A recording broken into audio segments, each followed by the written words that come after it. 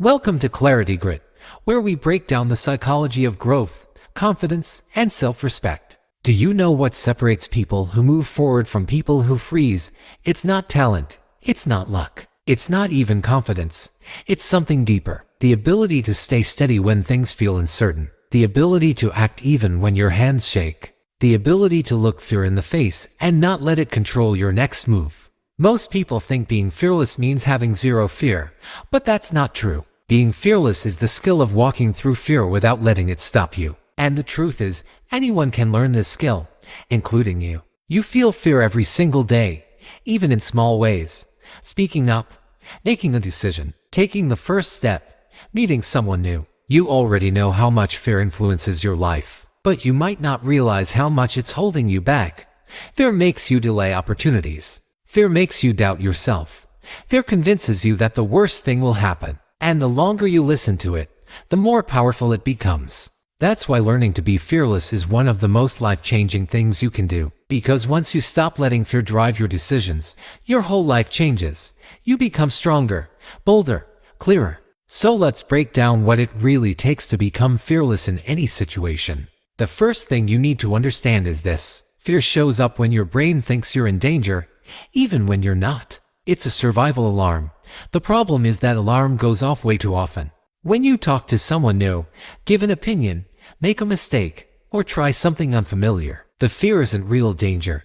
It's just your brain trying to protect you from discomfort. Once you understand that, fear loses some of its power. Think about the last time you avoided something simple. Maybe you didn't text someone back because you overthought it. Maybe you didn't ask a question because you were afraid of sounding stupid. Did anything terrible actually happen? No, but fear acted like it would. Becoming fearless starts by recognizing the difference between discomfort and danger. The second step is this: move before fear finishes talking. Fear gets louder the longer you wait. It gives you more reasons to stay still.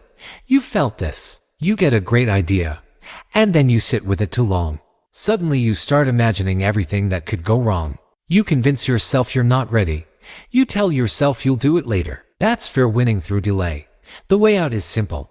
Act faster, not recklessly, but quickly enough that fear can't wrap you up. For example, if you want to send a message, send it within 10 seconds. If you want to ask a question, ask it before your brain starts arguing. If you want to start something new, begin with one small step today, not tomorrow. Momentum is the enemy of fear. The more you move, the quieter fear becomes. The third step: build a habit of doing one uncomfortable thing every day. People who seem fearless aren't born that way. They train for it. They push their comfort zone little by little. And every small challenge trains their mind to stay calm under pressure. You don't need huge steps. Start with simple things. Make a phone call instead of texting. Speak up once in a group.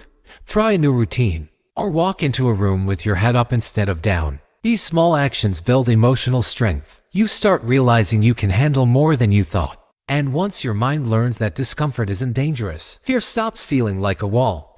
It becomes a signal that you're growing. The fourth step is powerful. Stop imagining the worst outcome and start imagining the best one. Fear loves to paint dramatic stories. What if you fail? What if they laugh? What if you embarrass yourself? None of this is real, but your brain reacts to it as if it is.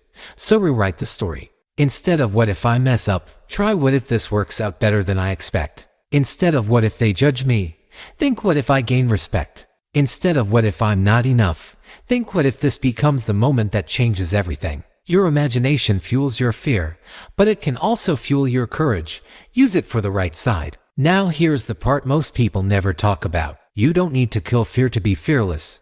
You just need to stop giving it the steering wheel. You can feel nervous and still speak. You can feel unprepared and still start. You can feel unsure and still move forward. Fearless people feel fear, but they don't treat it like a rule. They treat it like background noise. And the more you do this, the quieter fear becomes over time.